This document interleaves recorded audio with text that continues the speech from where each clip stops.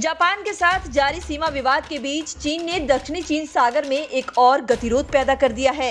उसने संयुक्त रूप से सभी देशों के इस्तेमाल में आने वाले समुद्री किनारों पर अपनी मछली पकड़ने वाली नौकाओं के झुंड और डिस्ट्रॉयर चाइनीज सिविलियन आर्मी को तैनात कर दिया है। ये इलाका फिलीपींस की समुद्री सीमा से लगता हुआ है, जहां चीन ने अपने क्षेत्र होने का दावा किया है। बता दें कि इन समुद्री किनारों और वेस्टर्न आइलैंड के पास चीन ने मार्च की शुरुआत में ही करीब 220 जहाजों को जुटा लिया था। ये क्षेत्र फिलीपींस के 200 नॉटिकल माइल्स इकोनॉमिक जोन के बेहद नजदीक है। फिलीपींस के राष्ट्रीय रक्षा सचिव ने रविवार को इसका विरोध किया है और अमेरिका इस मुद्दे पर उसका साथ भी दे रहा है। लेकिन इस दौरान चीन की मछली पकड़ने वाली नौकाओं ने वेस्टर्न आइलैंड में शरण ले ली है। ऐसे में ये नौकाएं और जहाज जनरल प्रैक्टिस करते दिखाई दे रहे हैं। आशंका है कि इस क्षेत्र को चीन रेशनल तरीके से अपने काबू में करने की कोशिश कर रहा है। फिलीपींस के रक्षा सचिव ने इसे चीन की एक खतरनाक कार्रवाई बताते हुए कहा कि ये हमारे देश और अंतर्राष्ट्रीय कानून के अधिकारों का सीधा उल्लंघन है। कब्जा करने की तैयारी। इससे पहले 2012 में चीन ने फिलीपींस के स्कारबोलो शोल पर कब्जा कर लिया था। तभी से फिलीपींस ने इस इलाके पर अर्धसैनिक मौजूदगी बढ़ा दी है, जबकि अमेरिका ने भी उसे समर्थन दिया है। चीन ने यहाँ स्प्रेटली द्वीप समूह के 7 इलाकों पर भी कब्जा किया हुआ है। ऐसे में आशंका है कि इस क्षेत्र में भी चीन कब्जा करने की तैयारी कर चुका है।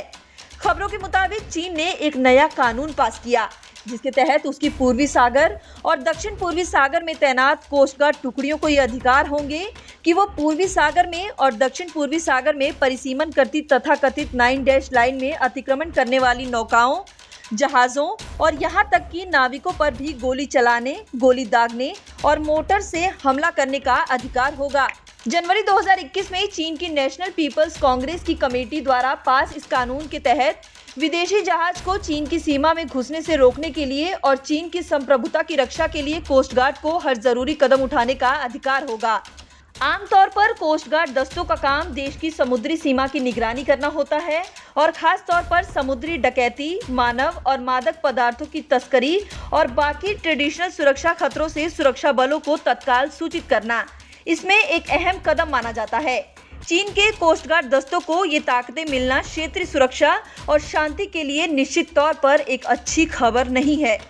दावा किया जा रहा है कि जापान इस क्षेत्र में फ्रांस, अमेरिका, जर्मनी और ऑस्ट्रेलिया के साथ लगातार युद्धाभ्यास कर रहा है। इसलिए चीन ने चिढ़कर विमान वाहक पोतों को पूर्वी चीन सागर में तैनात किया है। इस चीनी जहाज समूह में फ्रिगेट, डिस्ट्रॉयर, माइन स्वीपर और कॉम्बैट सपोर्ट शिप शामिल हैं।